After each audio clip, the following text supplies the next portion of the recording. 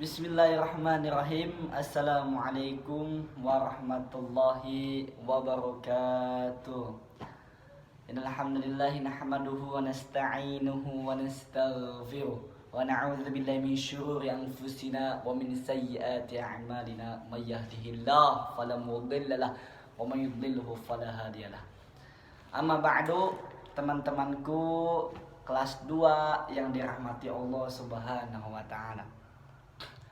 Fi hadhil munasabatis syarifah, di kesempatan yang sangat mulia ini, insya Allah Bapak sebagai Pak Haji akan menerangkan sirah atau pelajaran kisah Al-Anbiya. Sirah Al-Anbiya, kisah-kisah para nabi. Semester kemarin kita sudah membahas kisah Nabi Adam sampai terakhir, Bapak nggak tahu sebelumnya. Maka di semester ini Bapak akan melanjutkan apa yang diajarkan Pak Amin.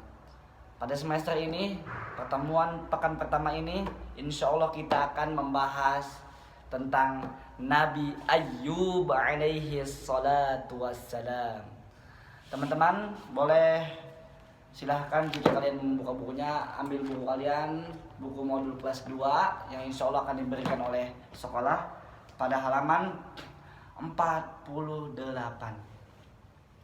Kita ketahui bahwasanya Nabi Ayyub alaihi salatu wassalam terkenal dengan nabi yang menjuluki sifat as-sabru, sabar. Dan tidak hanya sabar, teman-teman. Nabi Ayyub ini selalu membarengi sifat sabar tersebut dengan tabah dan ikhlas. Nah, teman-teman, jarang sekali ada manusia yang sehebat Nabi Ayyub alaihi salatu wassalam ketika Allah Subhanahu wa taala timpakan kepada dia sebuah penyakit. Nah, tapi Nabi Ayyub alaihi salatu wassalam selalu bersabar. Ini adalah ujian dari Tuhan, dan selalu bertabah dan ikhlas apa yang dialaminya karena Allah Subhanahu wa taala. Kita flashback dulu sebelumnya.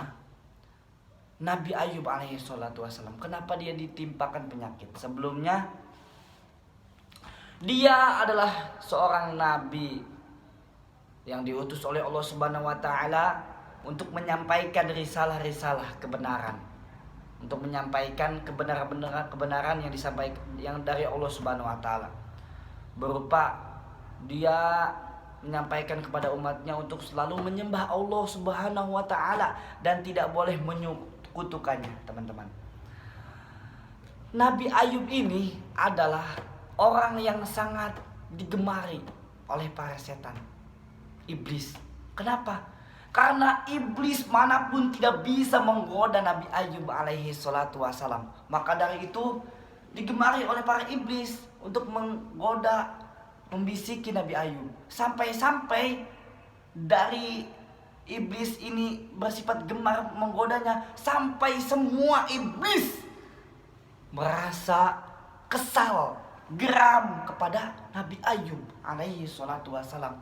Kenapa? Karena setiap iblis dan setan semuanya menggoda Nabi Ayyub selalu gagal, teman-teman. Karena Nabi Ayyub mempunyai keimanan yang sangat kuat, dan Nabi Ayyub adalah seorang yang sangat sabar ketika diuji oleh Allah Subhanahu wa taala.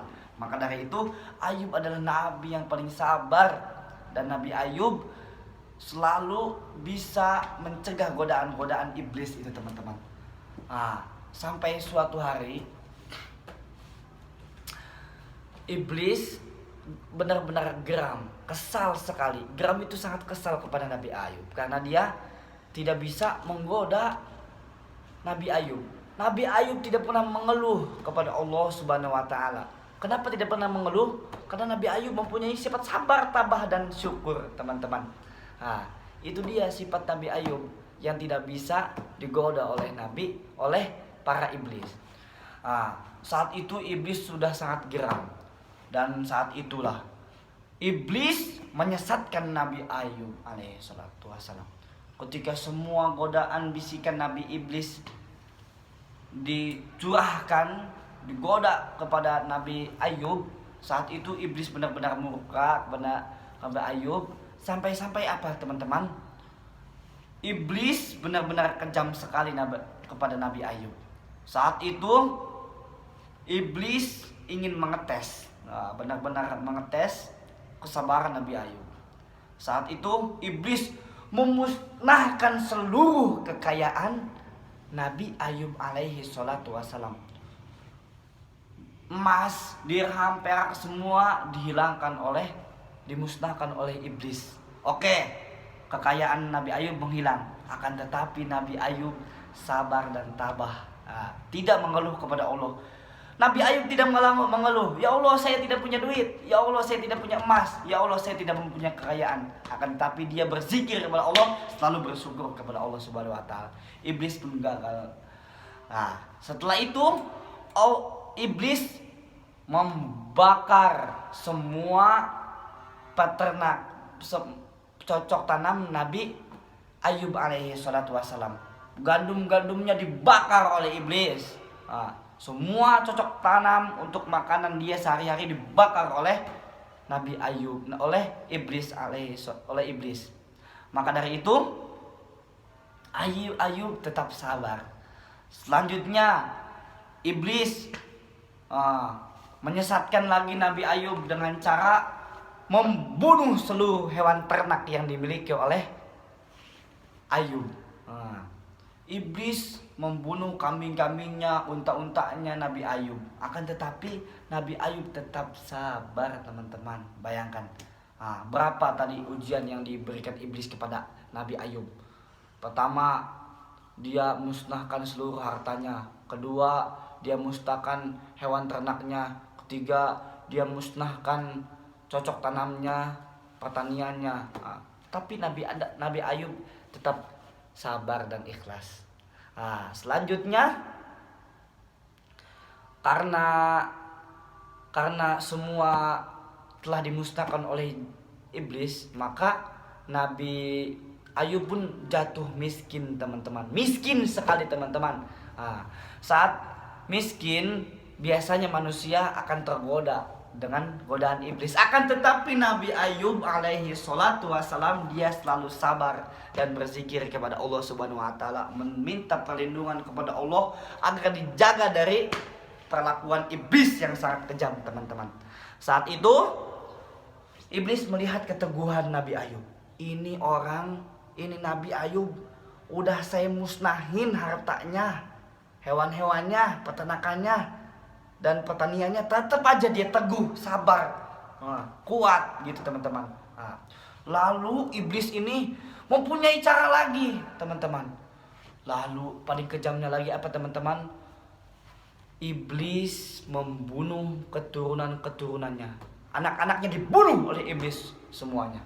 Akan tetapi perlu diingat teman-teman, Nabi Ayub selalu teguh dan sabar, tabah dan selalu ikhlas atas ujian itu. Nah teman-teman, semua putra-putrinya meninggal, sampai-sampai rumahnya pun hancur semua teman-teman. Tapi apa yang dilakukan ketika Nabi Ayub disesatkan oleh iblis? Pertama, Nabi Ayub selalu bersabar. Kedua, selalu berzikir kepada Allah Subhanahu wa taala, mengingat Allah. Dan yang ketiga, Nabi Ayub selalu meminta perlindungan kepada Allah Subhanahu wa taala. Begitu mulianya Nabi Ayub alaihi salatu wassalam. Ketika itu belum sampai habis juga ujian iblis ini kepada Nabi Ayub alaihi salatu wassalam. Satu lagi, iblis tiupkan penyakit kepada Nabi Ayub. Bus! Ditiupkanlah penyakit kepada Nabi Ayub. Sangat kejam sekali iblis ini teman-teman. Dia tiupkan penyakit yang sangat parah sekali. Penyakit kusta, penyakit yang parah pokoknya teman-teman. Penyakit itu sampai-sampai kulit Nabi Ayub melepuh karena penyakit kulit tersebut teman-teman. Iblis sangat kejam. Begitu kejamnya iblis kepada Nabi Ayub sampai dia meniupkan penyakit kulit kepada Nabi Ayub sampai kulitnya melepuh dan suhu badan Nabi Ayub panas sekali teman-teman, seperti demam, tapi sangat panas sekali. Biasanya kita dikasih penyakit sama Allah itu cuma sehari, 2 hari, seminggu, 2 minggu, sebulan, 2 bulan, paling mentok setahun, 2 tahun, teman-teman. Akan tetapi jin ini sangat kejam. Dia meniupkan penyakit kepada Nabi Ayub selama 18 tahun, teman-teman. Berapa? 18 tahun. Itu waktu yang sangat lama sekali. Mungkin kita sebagai manusia sudah tidak sabar, tidak akan kuat menahan penyakit itu. Mending saya mati aja gitu. Misalkan. Akan tetapi Nabi Ayub sangat sabar, selalu berzikir. Nah, teman-teman.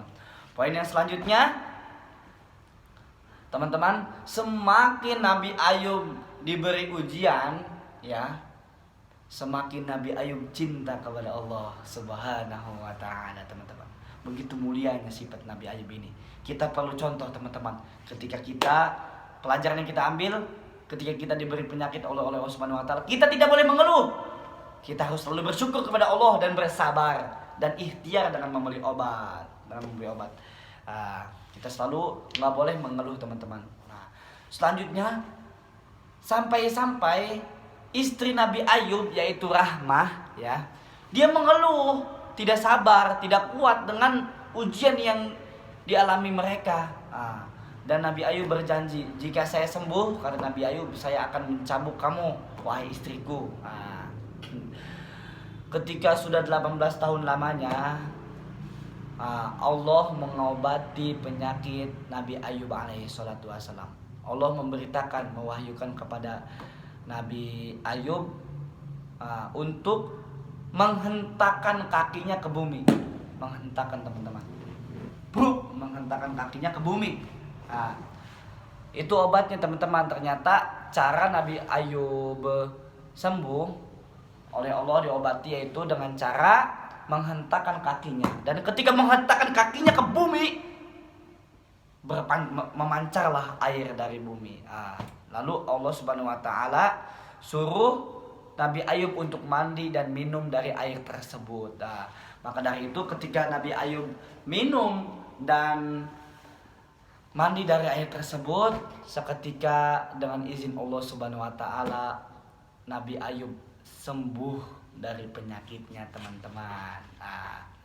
Ketika sudah sembuh dari penyakitnya, Nabi Ayub melaksanakan janjinya mencambuk istrinya dengan seikat rumput, teman-teman.